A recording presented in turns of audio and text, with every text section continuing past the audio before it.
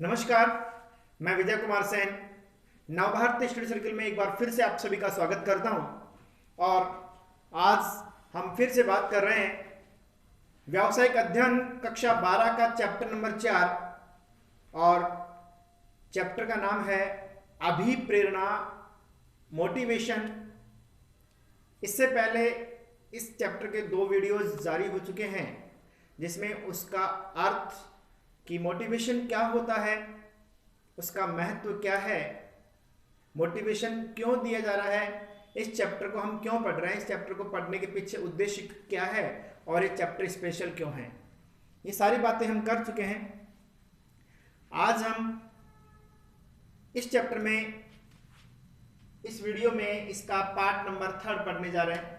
और third part में जो विचारधाराएं हैं, जो विभिन्न स्कॉलर्स, विभिन्न जो विद्वान हुए हैं, उन स्कॉलर्स, उन विद्वानों की परिभाषा, जो विचारधाराएं हैं, उनको जानेंगे, उनको समझेंगे कि मोटिवेशन के बारे में उनकी क्या थ्योरी है, उनकी क्या विचारधारा है, उन्होंने क्या बातें कही है। सबसे पहले हम समझेंगे इसमें अब्राहम एच मास्लो की विचारधारा को, हर्ज़बर्ग की विचारधारा भी दी हुई है, उसको भी समझेंगे। और भी कई विचारधाराएं चैप्टर में है आपके। तो आइए बिना समय गंवाए शुरुआत करते हैं। सबसे पहले इसमें दे रखा है अभिप्रेरणा की तकनीक। मोटिवेशन जो है, मोटिवेशन की तकनीक, देखो कोई भी काम जो होता है उसमें तकनीक का बड़ा रोल होता है। टेक्निक जो है, किसी भी काम को करने का जो तरीका जो है, वो यूनिक जो तरीका होता है किसी भी काम को करने का, उस यूनिक तरीके को हम तकनीक कहते हैं। एक अनाड़ी में और एक खिलाड़ी में सिर्फ इतना अंतर होता है कि खिलाड़ी किसी भी काम को खेलता है, प्ले करता है, तो वो टेक्निक के साथ करता है, जबकि अनाड़ी जो होता है वो उस काम को किसी तकनीक के सहारे नहीं, बिना तकनीक के काम करता है। तो यहाँ पर भी आपको पता है, शुरू में हम बात कर चुके कि मोटिवेशन एक कॉम्प्लेक्स, एक जटिल क्रिया है। तो इस जटिल क्रिया को सरलतम कैसे बनाया जाए, इसलिए इसकी कुछ तकनीकें दी हुई है। और उन तकनीकों की अगर हम बात करें तो उन तकनीकों को 2 भागों में बांटा गया है, वित्तीय तकनीक और नंबर 2 गैर वित्तीय तकनीक। वित्तीय तकनीक और नंबर 2 गैर वित्तीय तकनीक। हम जानेंगे कि वित्तीय तकनीक कौन कौन सी है और गैर वित्तीय तकनीक कौन कौन सी है।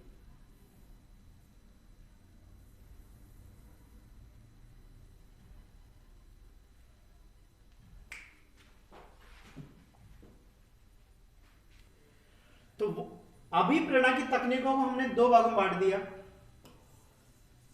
नंबर 1 वित्तीय तकनीक, जिसे कहते हैं फाइनेंशियल टेक्निक्स। देखो नाम से ही पता लग रहा है वित्तीय तकनीक क्या है। जिस तकनीक में वित्त से संबंध हो, जिस तकनीक का वित्त से संबंध हो, मतलब वित्तीय कार्य के द्वारा, फाइनेंशियल एक्टिविटी के द्वारा जब आप मोटिवेट कर रहे हैं, आप अपने अभिप्रेरण की क्रिया में वित्त को शामिल कर रहे हैं, धन को शामिल कर रहे हैं, तो उस तकनीक को हम क्या कहेंगे? उस तकनीक को हम वित्तीय तकनीक कहेंगे। बोलो क्या कहेंगे? वित्तीय तकनीक कहेंगे। ठीक है, चलते हैं, जानते हैं वित्तीय तकनीक के बारे में और क्या लिखा हुआ है। तो देखिए, कर्मचारी अभिप्रेरण में वित्तीय तकनीक का महत्वपूर्ण स्थान है।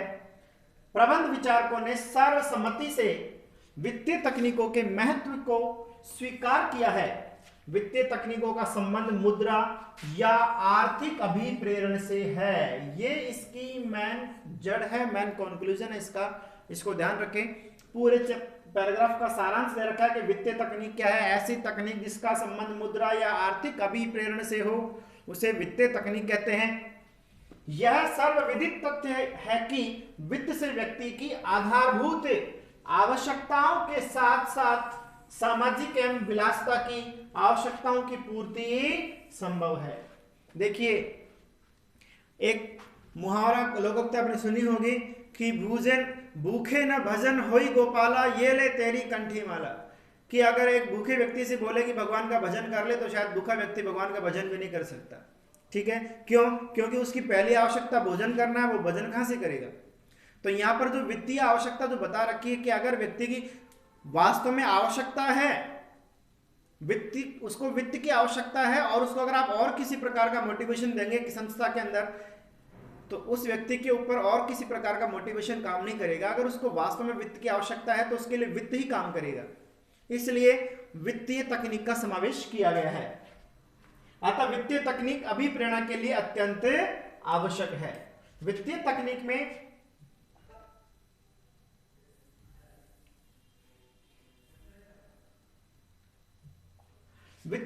में उच्च वेतन, वेतन वृद्धि, बोनस, लाभों में हिस्सेदारी, पेंशन, ग्रेच्युटी, बीमा, भविष्य निधि, अंशदान, विशेष वेतन वृद्धि आदि शामिल किए जाते हैं। 2 लाइन ऊपर की थी और 2-3 लाइन लास्ट की ये है। कंक्लूजन है पूरे वित्तीय तकनीक का, फाइनेंशियल टेक्निक का, कि फाइनेंशियल टेक्निक क्या होती है। वह तकनीक जिसमें हम आर्थिक वित्तीय सहारा लेते हैं, वित्त का सहारा लेते हैं मोटिवेट करने के लिए। जैसे उसके वेतन में क्या कर दी जाए, वृद्धि कर दी जाए, उसका वेतन हाई हो, ठीक है, उसके वेतन में वृद्धि कर दी जाए या उसका वेतन ज्यादा हो, उसको बोनस दिया जाए, लाभों में उसको हिस्सेदारी दी जाए कि भैया हम जो ये काम कर रहे हैं इसमें जो भी प्रॉफिट होगा उस प्रॉफिट का इतने % आपका होगा। कर्मचारियों को ऐसा मौका दिया जाता है कि कर्मचारी पूरे दिल से काम करें, मोटिवेट होकर काम करें। इसलिए कई संस्थाओं में ऐसा कहा जाता है कि हम जो भी हमारा प्रॉफिट होगा उसके अंदर इतना % आपकी हिस्सेदारी होगी, जो भी एनुअल प्रॉफिट होगा इसमें आपका % इतना होगा। अगर आपने ये टारगेट पूरा कर लिया तो उससे क्या होता है, उनमें मोटिवेशन झलकता है। पेंशन, ग्रेच्युटी, बीमा, भविष्य निधि, अंशदान, ये सब क्या है, ये सब वित्तीय तकनीकें हैं। अवित्तीय तकनीकें कौन सी हैं, देखिए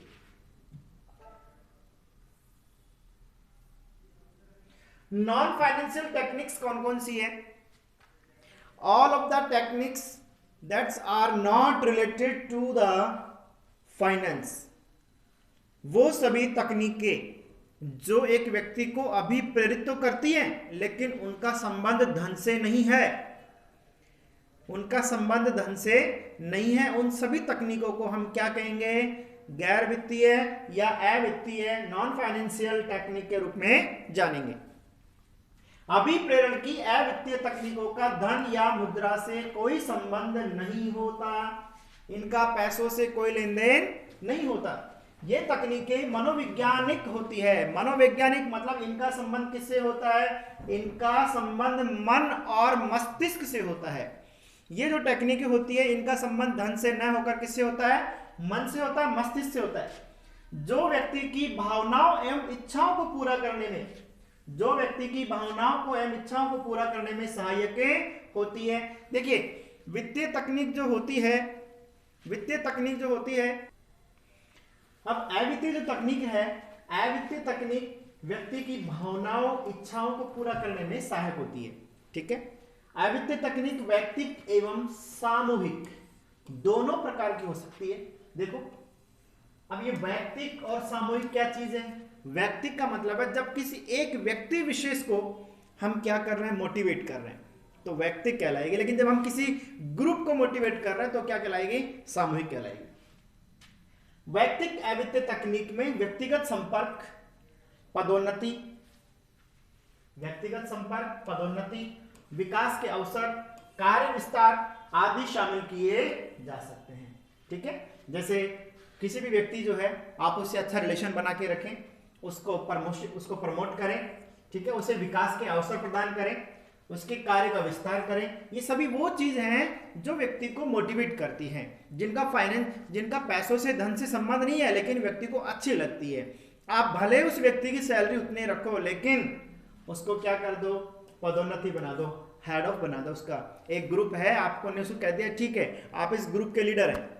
क्लास में क्लास का मॉनिटर होता है, क्या वो कोई पैसा लेता है, लेकिन वो फ्री में काम करता है, लेकिन उसे एक अच्छा लगता है कि yes I am the leader of this group, मैं इस क्लास का लीडर हूं, ठीक है। तो यहां पर भी वैसा ही है कि विकास के अवसर उसके प्रदान किए जाए, कार्य विस्तार उसको दे दिया जाए। सामूहिक अवित्तीय तकनीक में समूह चर्चा, ग्रुप में डिस्कस करना, सहभागिता, सबके साथ मिलकर के काम करना, सम्मेलन एवं सभाएं, सामूहिक प्रशिक्षण आदि सम्मिलित किए जा सकते हैं। कुछ प्रमुख अवित्तीय तकनीकें और विस्तार से बता रखी है कि कौन कौन सी अवित्तीय तकनीकें हो सकती हैं और भी। तो आइए चलते हैं सबसे फर्स्ट पॉइंट है पद एवं सेवा सुरक्षा। देखिए, जो भी कर्मचारी एम्प्लॉय जहां पर भी काम करता है उसे सबसे पहले खतरा अपनी नौकरी का, अपने जॉब का रहता है। ठीक है, अगर किसी व्यक्ति को आंतरिक तौर पर ऐसा फील होने लगे कि यस मेरी जॉब यहां पर सुरक्षित है, तो वह व्यक्ति ज्यादा दिल और दिमाग से काम करेगा। क्यों? जहां पर भी उसे असुरक्षा लगती है वहीं पर वह व्यक्ति दिल से काम नहीं करता। उसे ऐसा लगता है कि बस अपन तो यहाँ पर कुछ समय के मेहमान हैं, क्या करें, मन से काम करें, उसके अंदर निरस्ता आ जाती है। लेकिन अगर कर्मचारी के साथ अच्छा बिहेव किया जाए, अच्छा व्यवहार किया जाए और उसे यह महसूस कराने में संस्था सक्षम हो मतलब संस्था उसे यह महसूस करा सके कि आप यहां पर निरंतर काम करते रहेंगे या फिर एक अनिश्चित समय के लिए काम कर सकते हैं, तो ऐसी दशा में कर्मचारी जो है उसको ज्यादा मोटिवेशन प्राप्त होता है या फिर ज्यादा दिल से वो काम कर सकता है। कर्मचारियों को निरंतर स्थायी रूप से कार्य उपलब्ध करवाकर उन्हें सेवा सुरक्षा प्रदान की जाती है। सेवा सुरक्षा प्रदान करने से कर्मचारी छटनी, सेवा मुक्ति आदि की जोखिम से मुक्त हो जाता है। हाँ, होता है, समय समय पर कर्मचारियों की छटनी होती है, सेवा मुक्ति होती है। ऐसे टाइम पे कर्मचारियों को ऐसा लगता है कि यार अपन तो इस संस्था के लिए इतना सब कुछ कर रहे हैं और ये लोग हैं जो छटनी कर रहे हैं, हो सकता है छटनी में मेरा नंबर आ गया, तो मैंने जो इतना हार्डवर्क किया, मैंने जो इतनी मेहनत की, मैंने जो दिल से काम किया वो तो सब बराबर हो गया, वो उसका तो कोई मतलब ही नहीं है। तो ऐसे दशा में उसके दिमाग में निरस्ता आती है। ठीक है, लेकिन अगर उसे यह महसूस हो गया कि नहीं आपकी जॉब सिक्योर है, आप जो व्यक्ति अच्छा काम करेगा उसकी जॉब सिक्योर है, तो नो डाउट व्यक्ति अच्छा काम करेगा एवं उसे अभिप्रेरित किया जाना सरल हो जाता है। इसी प्रकार कर्मचारी उच्च पदों को प्राप्त करना चाहता है। जिस संस्था में समय समय पर प्रमोशन होते रहते हैं वहां पर भी कर्मचारी टिकना पसंद करता है कि 5 साल मैंने काम कर लिया, 5 साल बाद यहाँ पर प्रमोशन हो जाएगा, 2 साल बाद। व्यक्ति गवर्नमेंट में क्यों जाना पसंद करता है? क्योंकि गवर्नमेंट में जाने के पीछे रीजन एक ये भी होता है कि वहां पर एक निश्चित समय के बाद में आपका प्रमोशन हो जाता है। अच्छा काम करता है आपका प्रमोशन हो जाता है। ठीक है, तो अगर प्राइवेट जॉब में या किसी भी प्रकार की जॉब में अगर एक मैनेजर व्यक्ति विशेष जो काम कर रहा है, कर्मचारी जो काम कर रहा है, अगर उसका प्रमोशन करता है, उसको समय समय पर उसके पद में वृद्धि करता है, तो भी उसको मोटिवेशन प्राप्त होता है और वही मोटिवेशन उसे काम करने के लिए प्रेरित करता है। दूसरा है प्रशंसा एवं सम्मान। देखिए, ये एक ऐसा बिंदु है जिसका हर कर्मचारी भूखा होता है। एक शब्द में काम में ले रहा हूं, भूखा। जैसे भूख व्यक्ति को परेशान कर देती है और भूखे व्यक्ति को सूखे टुकड़े जो होते हैं, रोटी जो होती है, वो भी बहुत अच्छी लगती है। तो मैं यहां पर भूखा शब्द काम इसलिए ले रहा हूं क्योंकि प्रशंसा और सम्मान का हर व्यक्ति भूखा होता है। दुनिया के किसी भी व्यक्ति को, चाहे छोटा हो चाहे बड़ा हो, आप उसको जादू की झप्पी आ गले लग जा या फिर उसको थोड़ा सा मोटिवेशन, उसको उसकी प्रशंसा, उसके शब्द, उसके सम्मान में 2 शब्द कह देना या उसकी पीठ थपथपा देना या उसके लिए सबके सामने उसकी थोड़ी सी 2-4 बड़ाई कर देना या उसके शब्द, उसकी जो खूबियां हैं उनको गिना देना। ठीक है, ये सब बातें क्या है? ये सब बातें प्रशंसा और सम्मान में शामिल होती है। तो प्रशंसा एवं सम्मान जो है कर्मचारी द्वारा अपने उत्तरदायित्व को सफलतापूर्वक निश्चित समय में पूर्ण करने पर सार्वजनिक रूप से प्रशंसा की जाती है। देखिए, यहां पर प्रशंसा का मतलब ये नहीं है कि उसकी फालतू की बड़ाई करना या फिर उसको मक्खन लगाना। प्रशंसा मतलब वो नहीं है। प्रशंसा का मतलब ये है कि जो व्यक्ति वास्तव में काबिल है, उस काबिल व्यक्ति की तो प्रशंसा करनी चाहिए।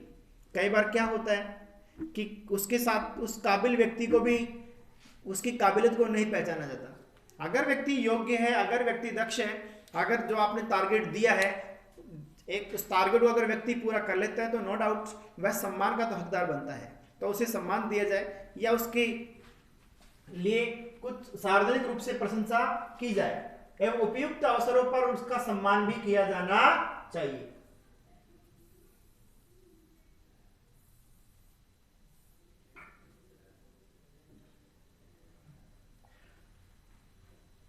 कर्मचारियों की प्रशंसा एवं सम्मान करने से उनके आत्मसम्मान, आत्मविश्वास एवं मनोबल में बढ़ोतरी होती है। देखिए, हर काम धन से भी नहीं होता। वित्तीय तकनीक होती है मोटिवेशन की, लेकिन इसका मतलब यह नहीं कि सारा काम धन से हो जाता है। क्यों? क्योंकि धन तो एक भिखारी भी कमाता है यार। एक योग्य व्यक्ति जो होता है वह धन क्यों कमाता है? वह धन के साथ साथ में मान सम्मान भी कमाना चाहता है, इसीलिए वह एक अच्छा काम करना पसंद करता है। और जहां पर उसे मान सम्मान अच्छा मिले, सैलरी कम मिल जाए, तो वह व्यक्ति ज्यादा पसंद वहां करता है। कर्मचारियों को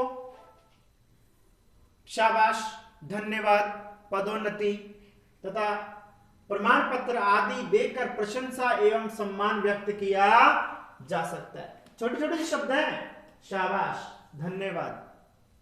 हाँ, एक थैंक यू नाम का जो शब्द है, प्लीज, सॉरी, थैंक यू, दुनिया में बच्चों या गांठ बांध लो हमेशा के लिए कि please, sorry and thank you, ये 3 शब्द ऐसे हैं जिनका मूल्य आप नहीं सोच सकते, जिनका मूल्यांकन आप कभी नहीं कर सकते कि सामने वाले के दिमाग में आपके प्रति कितनी वैल्यू बनाते हैं ये शब्द, और सामने वाले की नजरों में आपको कितना ऊपर उठाते हैं।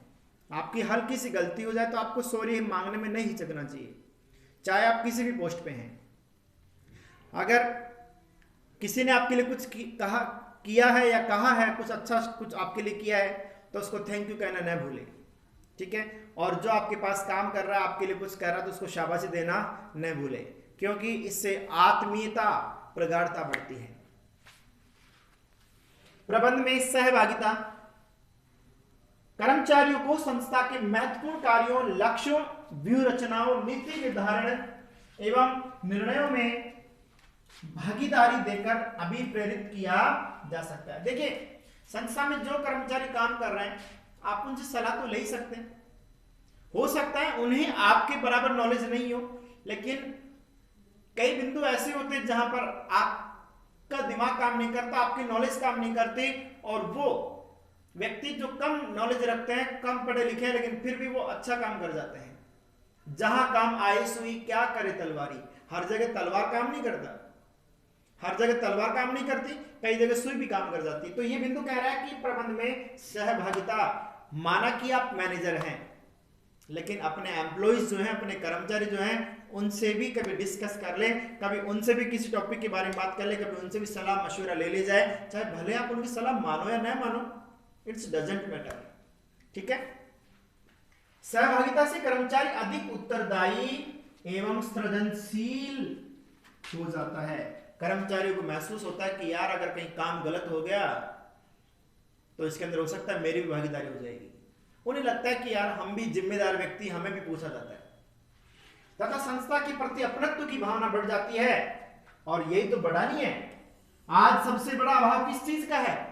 आज एम्प्लॉइज खूब है, कर्मचारी खूब है, संस्थाएं खूब है, लेकिन कमी किस चीज की है? आज कमी अगर है तो वो है अपनत्व की भावना की।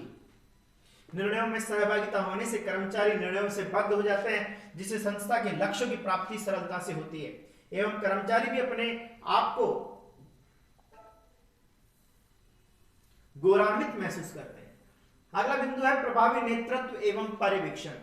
प्रभावी नेतृत्व एवं पर्यवेक्षण, देखिए यहां पर बात की जा रही है, यहां पर भूमिका है नेतृत्व की, मतलब मैनेजर्स की, ठीक है। एक अच्छा नेता जो होता है वो खुद तो आगे बढ़ता ही है, अपितु अपने अनुयायियों को, अपने फॉलोअर्स को, अपने कर्मचारियों को भी आगे लेके बढ़ता है। कर्मचारी शब्द इसलिए बोल रहा हूं क्योंकि यहाँ पर ये नेतृत्व शब्द जो है प्रबंधक के लिए है, ठीक है। तो प्रभावी नेतृत्व, अगर एक अच्छा नेता, एक अच्छा प्रबंधक एक अच्छा नेता के रूप में काम कर रहा है, अच्छा नेतृत्व कर रहा है, तो नो डाउट उसके जो एम्प्लॉइज है, उसके जो फॉलोअर्स हैं, वो दिल और जान से काम करेंगे। अच्छा नेतृत्व संस्था में मानव के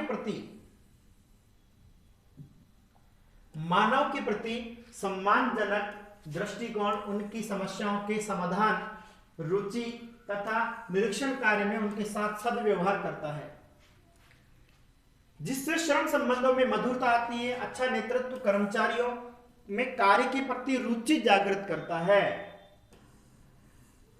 एक अच्छी लीडरशिप का व्यक्ति जानता है कि मुझे किस व्यक्ति को किस तरह से टैकल करना है, मुझे किस व्यक्ति से किस तरह से बात करनी है। क्यों? क्योंकि हर व्यक्ति का स्वभाव अलग अलग होता है, हर व्यक्ति के काम करने का तरीका अलग अलग होता है। नेतृत्व अगर अच्छा है तो नो डाउट फॉलोअर्स जो हैं उसके एक इशारे पर खड़े रहेंगे। नेपोलियन बोनापार्ट विश्व विजेता बनने के लक्ष्य पर जब निकला था तो ऐसे कहते हैं कि दिन और रात युद्ध लड़े। एक बार ऐसी घटना हुई कि उसके जो सैनिक थे वो सैनिक थक चुके थे, हार चुके थे।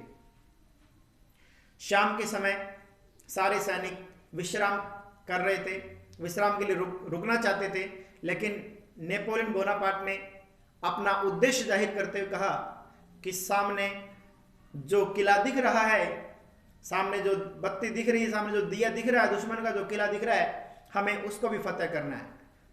लेकिन रात का समय हो चुका है, सारे सैनिक थके हुए हैं, क्योंकि अभी दिन के अंदर वो युद्ध लड़के आए हैं। सैनिकों के अंदर शारीरिक जो क्षमता, जो कैपेसिटी थी, वो जवाब दे चुकी है। नेपोलियन बोनापार्ट ने कहा कि मैं उस किले को फतेह करना चाहता हूं, मैं उस किले को जीतना चाहता हूं, लेकिन मुझे पता है कि आप लोग थक चुके हैं और मेरा लक्ष्य भी यह है कि मैं इस किले को रातों रात जीतना चाहता हूं।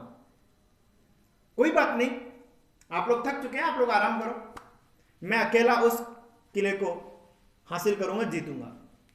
आप लड़ना मत, आप बस देखना, ठीक है। सारे सैनिक साथ में नेपोलियन बोनापार्ट की बातें सुन रहे थे। नेपोलियन बोनापार्ट ने कहा कि आप लड़ना मत, किला मैं जीतूंगा, मैं लड़ूंगा, क्योंकि मैं अभी तक हारा नहीं हूं। मैं अभी तक, मुझ में अभी शक्ति है, मुझ में भी दम है, मेरी कैपेसिटी अभी बढ़ गई, क्योंकि हाँ, हम पिछले राजा से जीत के आए हैं और जीत के आने के बाद थकते नहीं है, अभी तो जोश और जुनून बढ़ जाता है। और मेरा जोश और जुनून लास्ट किला है, इसको मैं फतेह करके रहूंगा, उसके बाद ही विश्राम करूंगा। आप जो लोग थक चुके हैं वो आराम करें। नेपोलियन बोनापार्ट ने अपने जो भी सवारी थी उसको तैयार किया, अपने सेनापति को साथ में लिया और किले की ओर चल दिए। क्या समझते हैं आप कि अकेला नेपोलियन बोनापार्ट गया होगा? नहीं। जब एक अच्छा नेता कदम बढ़ाता है तो उसके अनुयायी उसके लिए पूर्ण समर्पण की भावना से तैयार रहता है। और यही हुआ। जो सैनिक थक चुके थे, वो थके हुए सैनिकों के अंदर भी नेपोलियन बोनापार्ट जोश और जुनून भरने में कामयाब हो पाया और अंत में वही हुआ। उस किले को भी नेपोलियन बोनापार्ट ने फतेह किया। जो सैनिकों के लिए कह रहा था कि तुम लड़ना मत, उन्हीं सैनिकों ने उस किले को फतेह किया। इसलिए तो कहा जाता है कि मैं तो अकेला ही चला था, मंजिल को जानने के लिए साथ मिलता गया और कारवां बढ़ता गया। तो बच्चों, यहां पर बात यही की जा रही है कि प्रभावी नेतृत्व एवं पर्यवेक्षण। पर्यवेक्षण का मतलब क्या है? पर्यवेक्षण का मतलब है सुपरविजन, काम करते हुए कर्मचारियों पर निगरानी रखना, उनके काम को देखना कि कहीं वो त्रुटि तो नहीं कर रहे हैं, जिस उद्देश्य से, जिस तरीके से, जिस वे के अंदर काम होना चाहिए वह काम हो रहा है या नहीं हो रहा है। तो उनके काम के ऊपर नजर रखना कि जैसा मैं चाह रहा हूं वैसा काम हो रहा है, नहीं हो रहा। कहीं पता चले कि नेपोलियन बोनापार्ट तो सोचा था कि तुम मत आना, मैं अकेला लड़ूंगा, पीछे मुड़ के देखा तो वास्तव में कोई नहीं आ रहा। ऐसी कंडीशन नहीं होनी चाहिए। वो बातें सिर्फ जोश और जुनून भरने के लिए थी। सुभाष चंद्र बोस ने कहा था तुम मुझे खून दो, मैं तुम्हें आजादी दूंगा।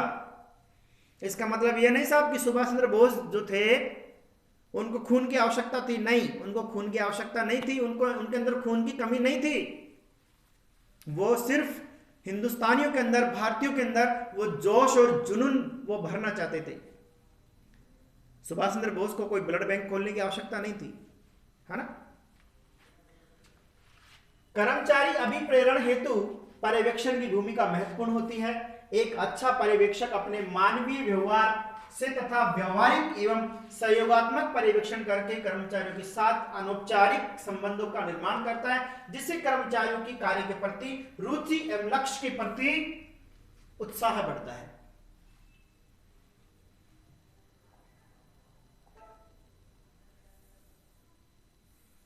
अगला बिंदु है अधिकार प्रत्यायोजन।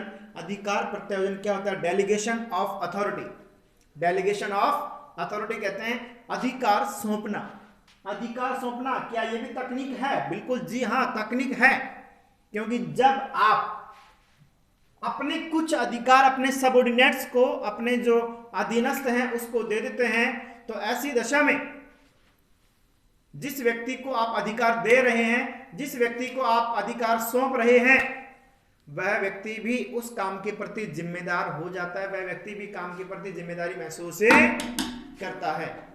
ठीक है, तो आइए देखते हैं कि किसी कर्मचारी को केवल उत्तरदायित्व सौंपना ही पर्याप्त नहीं है, बल्कि उसे इस उत्तरदायित्व को पूरा करने के लिए पर्याप्त अधिकार दिए जाने चाहिए। देखिए, अक्सर जिम्मेदारियां तो बहुत देते हैं, जिम्मेदारी देने के अंदर संस्था प्रधान पीछे नहीं रहते, लेकिन जिम्मेदारी देने के साथ साथ उस व्यक्ति को अधिकार भी दिए जाने चाहिए। आपने भारत की सुरक्षा की जिम्मेदारी हमारे सैनिकों को दे दी, लेकिन उनके हाथ में हथियार नहीं सौंपे, उन्हें गोली चलाने का अधिकार नहीं दिया, क्या वो सुरक्षा कर पाएंगे? नहीं कर सकते। अगर आपने उन्हें सुरक्षा का दायित्व दिया है तो उन्हें गोली चलाने का अधिकार भी देना पड़ेगा, क्योंकि हिंदुस्तान है। यहां पर कई बार प्यार से, कई बार व्यवहार से, कई बार लात से मनाना पड़ता है। तो हम बात ये कर रहे हैं कि बच्चों, अधिकार प्रत्यायोजन, जैसा काम, जैसी जिम्मेदारी, जैसा दायित्व, उसी प्रकार का अधिकार भी देना चाहिए। उसी प्रकार का अधिकार देने से कर्मचारी स्वतंत्र होकर के, खुल करके काम कर पाता है। क्लियर? देखो, आप छोटा सा एग्जांपल बता रहा हूं यहां पर। हो सकता है कई लोगों को मेरी बात गले नहीं उतरे कि शिक्षक को पढ़ाने की जिम्मेदारी दी गई है, तकनीक शिक्षक अपनाता है, लेकिन फिर भी कुछ ऐसे उद्दंड बच्चे होते हैं जिनका दिमाग सीधे तरीके से काम नहीं करता। जब तक उनके प्रति सख्त रवैया नहीं अपनाते तब तक वो उनका दिमाग काम नहीं करता। अब सरकार, गवर्नमेंट सख्ती के प्रति अगर पाबंदी लगा देती है तो क्या वो विद्यार्थी पढ़ पाएंगे? क्या उन विद्यार्थियों को दिमाग काम करेगा? नहीं कर सकता। उनके दिमाग में उलझुल बातें, उल्टा दिमाग काम करेगा। ये बातें सब विद्यार्थियों को नहीं कह रहा हूं, सब विद्यार्थियों को डांटना रपटना नहीं। वो विद्यार्थी जिनको समझाया जाता है, बताया जाता है, मनाया जाता है, लेकिन फिर भी नहीं मानते, वो ऐसे कंडीशन के बच्चे एक दो ही होते हैं, बाकी नहीं होते। तो बात ये कर रहे हैं कि अगर पढ़ाने की जिम्मेदारी दी जा रही है तो साथ में उसको माता पिता जो है, बच्चे को कि शिक्षक जो है, उसको ये अधिकार भी प्रदान करे कि सर, जो रेस्पॉन्सिबिलिटी हमारी है वही रेस्पॉन्सिबिलिटी आपकी है। जितने उत्तरदायी हम हैं उतने उत्तरदायी आप भी हैं। जिस प्रकार अगर ये बच्चा घर में शैतानी करता है, हम एक थप्पड़ लगा देते हैं, आप भी लगा सकते हैं, लेकिन आजकल ऐसा नहीं है, वो अधिकार छीन लिया जा रहा है। तो अब आप खुद डिसीजन करें कि बात सही है गलत है। लेकिन हम बात कर रहे हैं कि अधिकार प्रत्यायोजन, इसका मतलब समझ में आ गया? जैसा काम, जैसी जिम्मेदारी, उसी प्रकार का अधिकार सौंपना। अगला बिंदु है कार्य विस्तार एवं कार्य परिवर्तन। कार्य विस्तार एवं कार्य परिवर्तन क्या है? देखिए,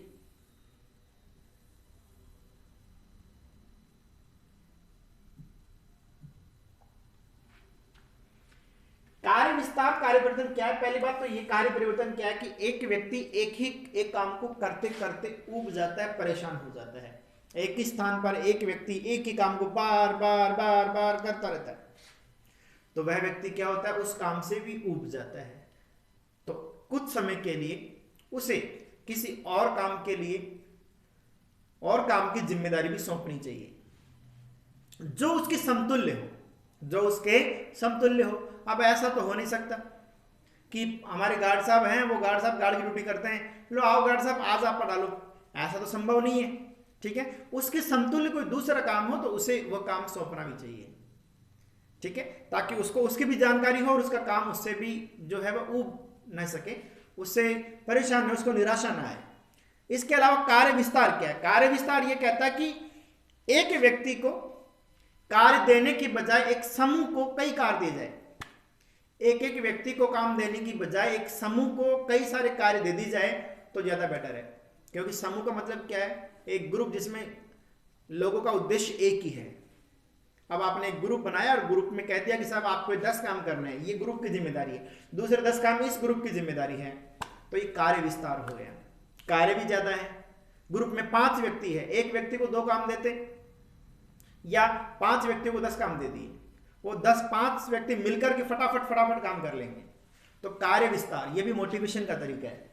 कर्मचारियों को अभिप्रेरित करने के लिए कार्य विस्तार एवं कार्य परिवर्तन एक उपयोगी उपाय है। इसमें एक व्यक्ति को एक कार्य सौंपने की बजाय समूह को कई कार्य सौंप दिए जाते हैं, जिससे कर्मचारी कार्य संपादन के दौरान सामाजिक संबंधों की स्थापना भी कर लेते हैं। देखिए, जब व्यक्ति ग्रुप में रहता है, जब व्यक्ति समूह में रहता है, तो उसमें सामाजिकता की भावना जनरेट होती है। और जो व्यक्ति सामाजिक है तो वह कभी गलत कर ही नहीं सकता। गलत काम तो वह करता है जो असामाजिक होता है। तो कोशिश ये करनी चाहिए कि अगर कोई कर्मचारी जो संस्था में काम कर रहा है तो उसको अधिक से अधिक सामाजिक बनाया जाए। कार्य परिवर्तन में कर्मचारियों का एक निश्चित समयांतराल में कार्य परिवर्तित भी कर देना चाहिए।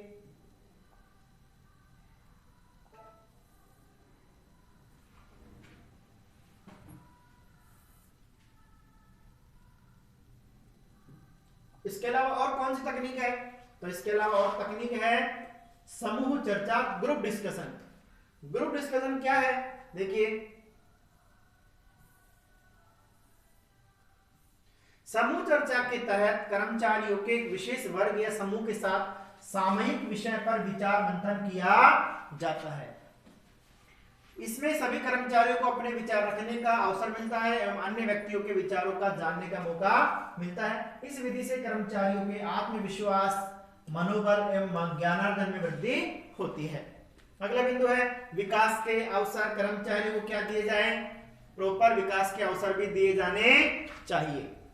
कर्मचारियों की योग्यता एवं कौशल विकास हेतु उन्हें पर्याप्त अवसर प्रदान करके अभिप्रेरित किया जा सकता है। इस हेतु संस्थान द्वारा कर्मचारियों के शिक्षण प्रशिक्षण की समुचित व्यवस्था की जानी चाहिए। मतलब शिक्षण प्रशिक्षण वो कला है जिसके माध्यम से कर्मचारियों के ज्ञान में वृद्धि होती है। जिस प्रकार से कितनी भी पैनी तलवार हो, अगर उसको हम रख दें, काम में न ले, तो एक निश्चित समय के बाद अगर हम उसे उठा के देखेंगे तो वह तलवार भी काम के योग्य नहीं रहेगी। लेकिन अगर हम उस तलवार पे बार बार मतलब एक निश्चित समय के बाद उसको अगर पैना करते रहे, धार लगाते रहे, तो वह तलवार कभी भी चेक करेंगे तो हमेशा काम के योग्य मिलेगी, काम के लायक मिलेगी। ठीक है, तो यहां पर शिक्षण प्रशिक्षण भी वही काम करता है जो काम तलवार में धार का करता है, जो काम तलवार को पैनी करने में करता है। कर्मचारियों को शिक्षण प्रशिक्षण मिलेगा तो उनकी नॉलेज बढ़ेगी, तो वह दिल से काम करेंगे। प्रतिस्पर्धा एवं चुनौतियां। संस्थान के बहुत से कर्मचारी योग्य और दक्ष होने के बावजूद भी पूर्ण मनोयोग से कार्य नहीं करते हैं। ऐसे कर्मचारियों को अभिप्रेरित करने के लिए स्वस्थ प्रतिस्पर्धा मतलब कंपटीशन होना चाहिए। जो जीता वो सिकंदर, जो बेस्ट करेगा उसको अवार्ड मिलेगा। ठीक है, तो ऐसा कंपटीशन होना चाहिए। कर्मचारी संस्था के पूर्व रिकॉर्ड्स को तोड़कर नए रिकॉर्ड बनाने हेतु जी जान लगा देते हैं। अब तक संस्था का रिकॉर्ड है हमारे विद्यालय में मैक्सिमम नंबर 99 आए हैं। जो टीचर या जो भी व्यक्ति इस 99% जो है इसको क्रॉस कर जाएगा या इस तक पहुंच जाएगा, उसको अवार्ड दिया जाएगा। उसको क्या दिया जाएगा? अवार्ड दिया जाएगा। तो ऐसी कंडीशन में व्यक्ति पूरा भरसक कोशिश करते हैं कि चलो आज तक इस संस्था का रिकॉर्ड 99 था, अब की बार 100 करने की कोशिश करते हैं। तो ये स्वस्थ प्रतिस्पर्धा होती है। इस प्रकार कुछ कर्मचारी चुनौतियों को स्वीकार करने में गर्वित महसूस करते हैं। उनको अभिप्रेरित करने के लिए संस्था के लक्ष्यों, उनको सौंपे जाने वाले कार्यों को चुनौती के रूप में प्रस्तुत किया जाता है। अगला बिंदु है स्वस्थ वातावरण। कार्यस्थल पर स्वस्थ वातावरण रहने से कर्मचारी संतुष्ट रहता है। संतुष्ट कर्मचारी उपक्रम के लिए अधिक मेहनत एवं मनोयोग से कार्य करने में रुचि लेता है। अतः संगठन में कार्यस्थल की दशाएं अच्छी होनी चाहिए। मतलब अच्छी हवा की व्यवस्था होनी चाहिए, अच्छे पंखे वंखे की व्यवस्था होनी चाहिए, शुद्ध पानी की व्यवस्था होनी चाहिए, विश्राम स्थल की व्यवस्था होनी चाहिए। ठीक है, कर्मचारी कार्य करते हुए थक जाए तो थोड़ी देर बैठने की व्यवस्था होनी चाहिए। ये जनरल चीजें हैं जो कि एक संस्था में कर्मचारी काम कर रहा है उसके लिए चाय पानी की व्यवस्था होनी चाहिए। तो ये जो चीजें हैं ये कर्मचारियों के अंदर वापस उसको एक्टिव बनाती है, उसकी एनर्जी, उसको एनर्जी को वापस जनरेट करती है। तो स्वस्थ वातावरण जो है वो भी कर्मचारियों को काम करने के लिए मोटिवेट करता है। अच्छे लोगों का व्यवहार होना चाहिए, ये भी स्वस्थ वातावरण का पार्ट है।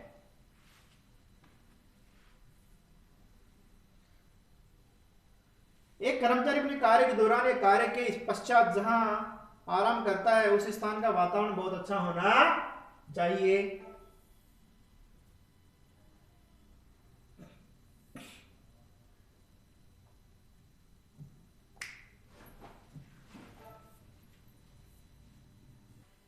तो बच्चों ये थी अभिप्रेरणा की तकनीकें। आज के इस वीडियो में हमने मोटिवेशन जो है उसकी दो प्रकार की तकनीकों का विश्लेषण किया, अध्ययन किया, उनको समझा कि मोटिवेशन की तकनीकें कौन कौन सी है, वित्तीय और गैर वित्तीय।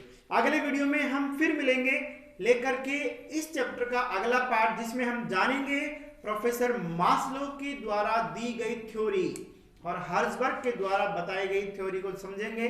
ठीक है, तब तक के लिए नमस्कार, जय हिंद, जय भारत।